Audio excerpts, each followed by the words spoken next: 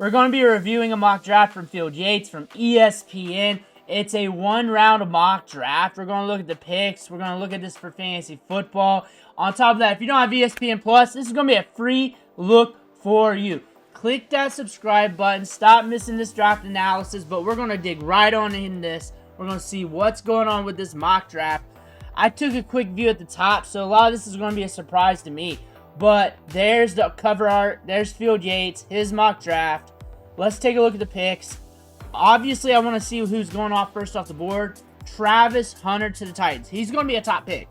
He's going to be a top guy. I mess around with him in some drafts, with him going a little bit farther than this, but most of the time I have him top 3, top 2, somewhere around there. Going to the Titans, though. Cam Ward not going to the Titans is an interesting thing to think about because they are in need of a quarterback.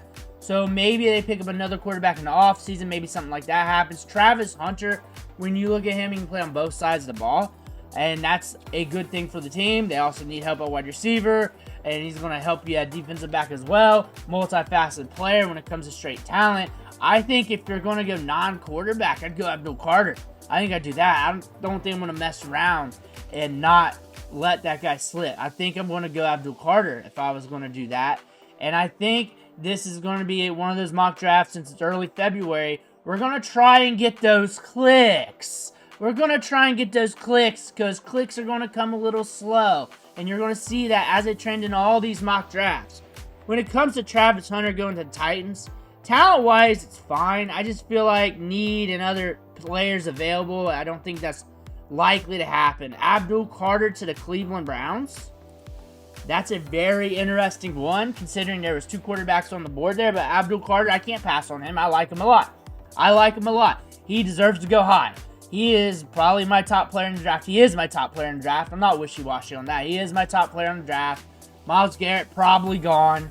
Abdul Carter can fit that role. He's got all that upside. He is the player that you want in this draft. And if you're not going to go quarterback, you're going to go Abdul Carter, which leaves both the quarterbacks falling in this mock draft. I don't see one quarterback not being selected. One of those 2 quarterbacks are going to be selected with one of these 2 picks, most likely with the Titans. I think the Browns can be a little bit more malleable here, especially if Cam Ward's not on the board. Abdul Carter can't be passed on. He can't be passed on. Too good of a prospect. Too much of a game changer at that position as well, and that's also due to that position scarcity for top-end players. And Cam Ward goes to the Giants. I love Cam Ward in this spot. If he does go to the Giants, I love him with Malik Neighbors. I think that is the perfect fit for him. I said that yesterday, I believe, somewhere in one of my videos, that the destination of the Giants with Malik Neighbors is going to be great for one of these rookies. Would be great for one of those fringe free agent quarterbacks. Cam Ward going to the Giants. Malik Neighbors there. I think with some talent already being established with the Giants, I think this is a good fit for him. I think if you're looking at fits and the quarterback needy teams, this is the best spot. I don't know if we're going to make it there. Maybe if we trade up. Maybe we pay for him. But I don't know if we're going to get there. Now we're coming down to 4. Will Campbell to the Patriots. You got to get something for Drake May. You got to get players around him. Getting offensive tackle talent is always good. And I usually take him with one of those offensive tackle needy teams early. Mason Graham to the Jaguars. Can't pass on him. Solid defensive tackle. This is a deep defensive tackle class. And there we go. We see Shadur Sanders going to the Raiders. Interesting landing spot. This is a landing spot where I think Shadur Sanders, at least where it's located in the country, I feel like it's going to be okay for him. I think talent-wise, it might be a little bit rough in the beginning. They're going to have to add some talent. They're going to have to get some talent through free agency, through the draft, especially at wide receiver. This isn't really the draft to get that. That's going to be hard for them. I look for the Raiders to pull in some Colorado wide receivers in this draft. I like Jonte Wester. I like Jimmy Horton, too, as deep prospects that you can add to the back end of your roster. But I believe that would happen if you pick up Shadur Sanders, that you're going to be picking up one of those, especially in a shallow wide receiver class. Running back, you're going to be going running back in this class as well, which it's very talented at the running back position. Michael Williams, the edge from Georgia. You're getting a good edge coming off the line there. Jalen Walker, linebacker from Georgia, goes to the Carolina Panthers. Next up, T-Mac goes to the Saints. I think fit-wise, this is good. I don't really see him going past the Saints. I believe one of those wide receiver needy teams will pick him up. If he does fall, it ain't going to be out of the first round. It ain't going to be too deep. I think T-Mac's got the ability to get downfield, make plays while contested. He's got very sticky hands. I think we got some upside in this offense. I think he's going to be a good fit.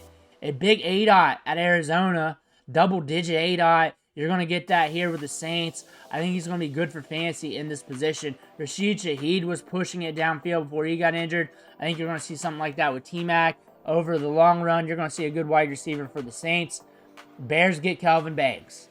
And when I do those mock drafts, trying to break the mock draft, 9 times out of 10, I will give a tackle to the Bears, Calvin Banks to the Bears, or one of the other guys. And it just makes sense for Caleb Williams to keep him upright. And I have to force myself when I break the mock drafts to not go offensive tackle. So that pick makes sense. Josh Simmons to the Niners. I make this pick all the time. I understand. I think he looks like a Niner to me. He's going to come back from that injury. He's going to be good to go. Coming down here, Will Johnson to the Cowboys. Fine defensive prospect, great cornerback prospect. I think this is a steal for the Cowboys. I think you have to press that button on Will Johnson. I just can't see him falling this far. I think that's hard for him to fall this far in the draft. I did have some mock drafts where he did, but that was me really trying to break the draft. That being said, next pick, Tyler Booker, guard Alabama. I don't see any guards going this early. I just don't see it. Maybe one, but it might be in the back end of the first round. I just don't see it happening. I think we're looking at needs and we're just plugging away players. I don't see that happening. Tyler Warren to the Colts. This has been mocked to death. Everybody's made this pick. I have too, but I forced myself not to make in a lot of mock drafts. That's why a lot of them look different. That's why a lot of them look a little tricky when you watch those videos because, like I say in the intro, I'm trying to break the draft and I'm trying to make some picks a little different. So Tyler Warren I try and stay away from because it's been made a million times like this. It's a good landing spot. It's a destination, but it is a good fit. It's a fit, but there's other players too, like Mike Green. I made this pick the other day in a mock draft, but I felt like when I made this pick, Mike Green should have been a lot higher. Like when I made that pick, I felt icky. So I feel like Mike Green might be coming up a little bit earlier off the board. I think the edge position, and with how good he is, I think that's going to be valued higher than 15 overall. I think that's a good fit for the Falcons. I think that's going to be a good fit for everybody. He's that good of a player. He's very aggressive. Shamar Stewart, edge from TAMU, going to the Arizona Cardinals. I usually go offensive tackle, but 3 of them came off the board so far. So we're going edge. It's deep at edge. Walter Nolan to the Bengals. He's getting a lot of heat among the draft community. He's going to be up there on boards. I think this is a great pick for anybody. I think he's a great pick for anybody. There's a lot of talent here. There's a good motor here. Wide receiver gets mocked here a lot, but I feel like going a guy like Walter Nolan is a great talent to get. Armin, offensive tackle, goes to the Seattle Seahawks, getting more talent on the offensive line. James Pierce falls to 19. I have a feeling he's not going to fall that far. I think this is a fall for a landing spot, a fit. All in all, it's an okay mock, but you can definitely see we're just mocking to make fits for teams, really. It's shaken up a little bit. James Pierce does fit with this team great. He does. I feel like he's going to go a little bit higher. I feel like the market's going to be in on him a little bit. I think he's going to carry some heat, but there's going to be some value here in the back end of the draft. Ashton Jeanty to the Broncos. This makes sense because look at the running back position last year. Look at that. I think Jeanty could fall a little bit in the first round, but he's not getting out of the first round. There's a lot of teams that need running back. This is a deep running back class. Wide receivers also pretty glamorous on the board right now, and that's a slimmer position pool. But it's a fine pick. It's fine for fantasy. He's going to get a lot of work. This is going to help Bo Nix a lot. This is going to help Bo Nix a ton. Ashton Jeanty in the backfield, giving him the touches, that's going to help him a lot. Now we're going Jackson Dart to the Steelers. This is the sexy pick for clicks. A lot of buzz of him going in the first round. High probability of that. Looked good at the Senior Bowl, but not dynamic, not lights out. That was the main thing I drew from that.